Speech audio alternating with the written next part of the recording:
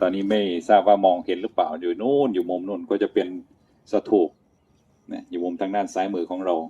ติดกับต้นไม้นู่นเนี่ยตอนนี้หมอกเมฆบังอยู่ก็เป็นที่เขาเรียกว่าเป็นสถูปของพระสาวกรูปสุดท้ายก็คือพระสุภัททะนี่แหละที่มาทูลถามปัญหาพระพุทธองค์เป็นวาระโอกาสสุดท้ายนะที่จะไม่ได้เห็นพระองค์ท่านแล้ว ต้องเข้ามาเฝ้าโดยด่วนเลยแล้วก็สุดท้ายก็ได้บรรลุเป็นพระอรหันต์ในค่ำคืนของวันนั้นทันพระพุทธองค์เลยนะเป็นพระสาวกรูปสุดท้ายที่ได้บวชตอนกลางค่ำกลางคืนแล้วก็ปฏิบัติเจริญสมณธรรมแล้วก็บรรลุเลย